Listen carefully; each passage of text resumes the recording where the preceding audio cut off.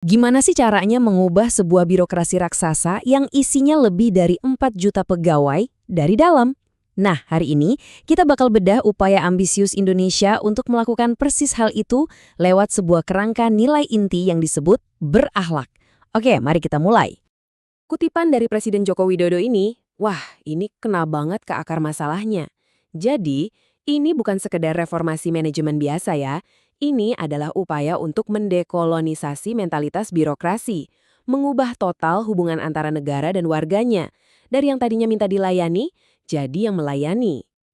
Jadi gini, sebelum tahun 2021, setiap kementerian, setiap lembaga, setiap Pemda di Indonesia itu punya nilai-nilai intinya sendiri-sendiri.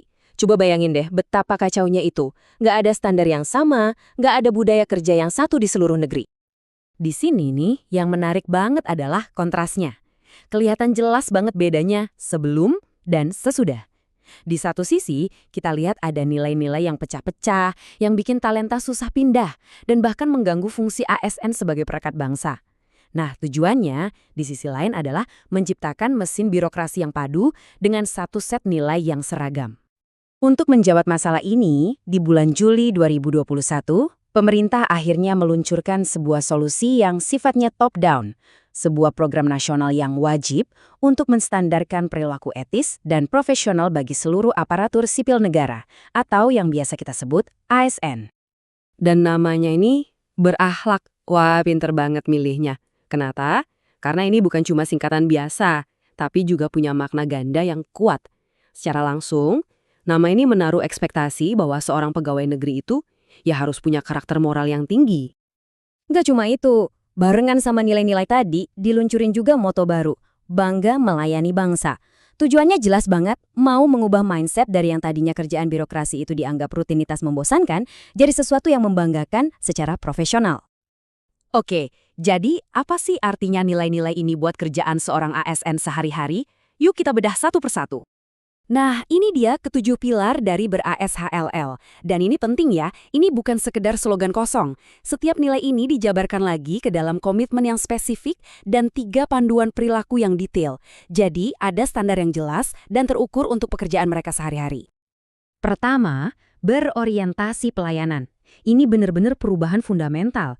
Jadi bukannya nunggu warga datang bawa masalah, ASN itu diharapkan proaktif. Mereka harus paham kebutuhan masyarakat dan mengubah peran mereka dari sekedar regulator jadi pelayan publik yang benar-benar responsif. Lanjut, akuntabel. Nah, di negara yang kita tahu korupsi masih jadi tantangan besar, nilai ini tuh kayak benteng pertahanannya. Ini bukan cuma soal jangan korupsi ya, tapi tentang tanggung jawab penuh atas setiap keputusan dan penggunaan aset negara secara transparan. Terus ada kompeten. Ini bukan cuma soal pinter di atas kertas ya, ini komitmen untuk belajar seumur hidup. Di dunia yang cepat berubah kayak sekarang, seorang ASN itu nggak bisa stagnan. Mereka harus terus ningkatin kemampuan diri. Dan yang menarik, mereka juga punya tanggung jawab buat bantu rekan kerjanya belajar. Jadi, tercipta lingkungan kerja yang terus tumbuh. Nilai harmonis ini krusial banget, apalagi di negara super beragam kayak Indonesia. Ini adalah cara buat menanamkan toleransi dan sikap saling menghargai perbedaan di dalam birokrasi itu sendiri, yang ujung-ujungnya memperkuat peran ASN sebagai pemersatu bangsa. Berikutnya, loyal. Nah, ini nih yang jadi jangkar ideologinya, yang nggak bisa ditawar-tawar lagi.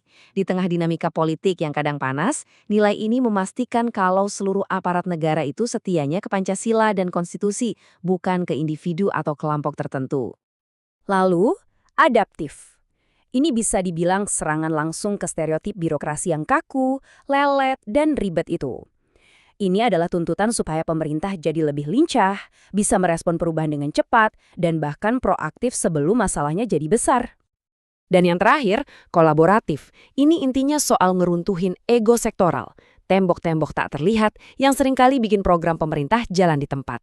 Nilai ini mendorong kerjasama yang sinergis, nggak cuma antar instansi pemerintah, tapi juga dengan swasta dan masyarakat. Oke, teori di atas kertas kan kelihatannya bagus ya, tapi gimana praktiknya di lapangan? Nah, kita coba intip beberapa studi kasus dari Papua. Pertama, kita lihat kota Sorong. Ini kan ibu kota provinsi baru ya di Papua Barat Daya, jadi tantangannya juga unik. Dan hasilnya, ya, campur aduk. Ada sih kemajuan, terutama soal pelayanan, tapi itu pun cuma di beberapa kantor. Masalah-masalah di lapangan kayak kurangnya pelatihan, penolakan dari budaya kerja lama, dan infrastruktur yang terbatas jadi penghalang besar. Ini nunjukin betapa susahnya mengubah budaya kerja di lapangan.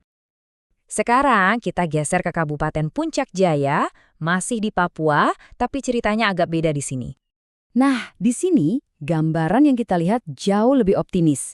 Kelihatan banget kalau para pemimpin di level atas proaktif menerapkan nilai-nilai ini. Mereka menyelesaikan keluhan publik dengan baik, mau dievaluasi, dan punya komitmen kuat melawan gratifikasi. Ini jadi bukti nyata betapa pentingnya peran kepemimpinan. Oke, jadi dari dua kasus tadi dan analisis yang lebih luas, kita bisa lihat nih, walaupun blueprintnya udah oke, tapi ternyata ada beberapa rintangan besar yang masih menghadang. Intinya, ada 3 masalah besar. Pertama, soal kepemimpinan. Kayak yang kita lihat di Papua tadi, kalau atasan yang nggak kasih contoh, ya udah bakal susah. Kedua, resistensi budaya. Pegawai senior yang udah nyaman dengan cara kerja lama sering jadi penghambatnya. Dan yang ketiga, kesenjangan digital, yang jadi rintangan teknis buat menerapkan sistem monitoring kinerja modern yang penting banget untuk reformasi ini. Pada akhirnya, semua ini balik lagi ke satu pertanyaan besar. Inisiatif berakhlak ini kan skalanya raksasa banget. Pertanyaannya, apa bisa satu set nilai doang benar-benar mengubah mesin birokrasi segede dan mengakar seperti ini? Cuma waktu yang bisa jawab.